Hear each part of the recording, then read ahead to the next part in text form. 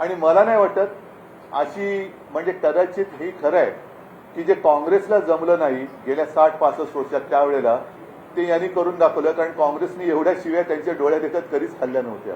तेवढ्या शिव्या आणि नालस्ती पंतप्रधान माननीय पंतप्रधान आणि गृहमंत्र्यांच्या वाटेत आलेल्या आहेत. साहजिकच आहे, परत एकदा सांगतो की या तरुणांना भेटण्यासाठी यांच्याकडे वेळ नाही किंवा त्यांना कमीपणा वाटतो. मात्र जे गद्दार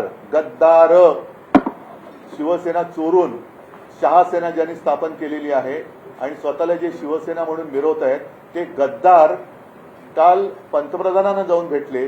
त्यांना भेटायला पंतप्रधानांकडे वेळ आहे. शहासेनेचे प्रमुख शहा काल मुंबईत होते. त्यांचं स्वागत त्यांनी ठेवलेल्या या गद्दारांनी केलं असेलच. मात्र हे गद्दार खासदार यांना भेटायला मोदींना वेळ आहे. मोदी त्यांना नुसते भेटलेच नाही तर मोदींनी जे काय त्यांना सांगितलं की जसं आपण म्हणतो की स्वामी समर्थांना आपण एक त्यांच्या चरणी लीन होतो. याचं कारण का की संकटाच्या वेळेला आपल्या पाठी कोणीतरी आहे. म्हणून स्वामी समर्थांचं जे वाक्य आहे की भिवू नकोस मी आहे तुझ्या पाठीशी, तसं आता मोदी नवीन स्वामी झालेत की काय. म्हणजे देशात तरुणाई तर त्याने यथेच्छ त्यांची निंदा नालस्ती करते, पण मोदी महाशय या गद्दारांना सांगतायत की भिवू नकोस मी तुमच्या पाठीशी आहे. म्हणजे हे एक म्हणजे फार विचित्र आहे. आणि आता या गद्दारांना चिंता कसली आहे, कारण वॉशिंग मशीनमध्ये गेलेत. यांना आता यांच्यावरचे डाग तर धुतले गेलेत, मात्र गद्दारीचा डाग हा धुतला जात नाहीये. तो डाग धुणारं वॉशिंग मशीन अजून भाजपकडे आलेलं नाहीये. हे बाकीच्यांकडे फोटो आलेले आहेत. काल त्यांची भेट झाली.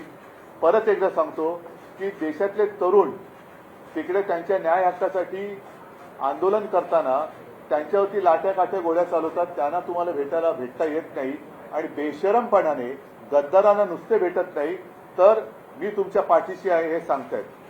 तर हे वाक्य त्यांनी तरुणांना सांगायला पाहिजे होतं की कशाला तुम्ही घाबरताय, मी तुमच्या पाठीशी आहे, काही काळजी करू नका, मी देशाचा पंतप्रधान आहे, मी तुमचा मोठा भाऊ म्हणा किंवा आजोबा म्हणा काय असेल ते किंवा फ्रेंड्स म्हणा आहे, तो तुम्ही भिवू नका, मी तुमच्या पाठीशी आहे.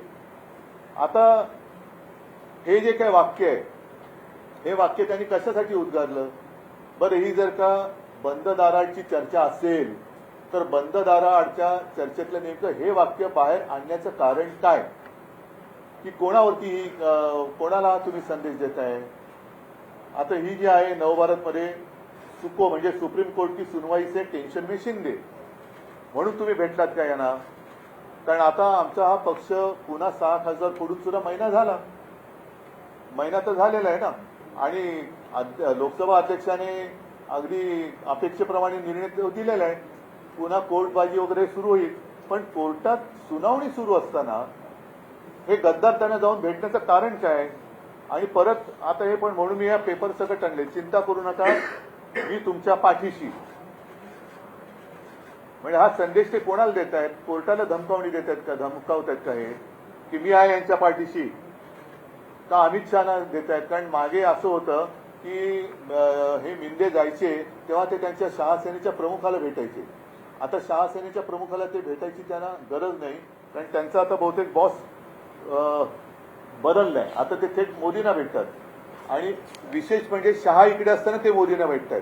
म्हणजे मग हा जो काय भिवू नको मी तुझ्या पाठीशी आहे ही धमकी वजा संदेश सुप्रीम कोर्टाला मोदींनी दिलाय, अमित शहानं दिलेला आहे, देवेंद्र फडणवीसांना दिलेला आहे की प्रशासनाला दिलेला आहे, नक्की कोणाला दिलेला आहे.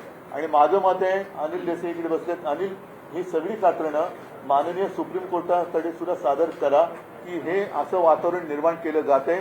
आम्ही तुमच्यावरती विश्वास ठेवलेला आहे, तुम्ही लोकशाहीचे रक्षक आहात. आणि मला असं वाटतं की ही लढाई जी आहे ती आता केवळ शिवसेनेची शिवसेनापुरती मर्यादित राहिलेली नाही.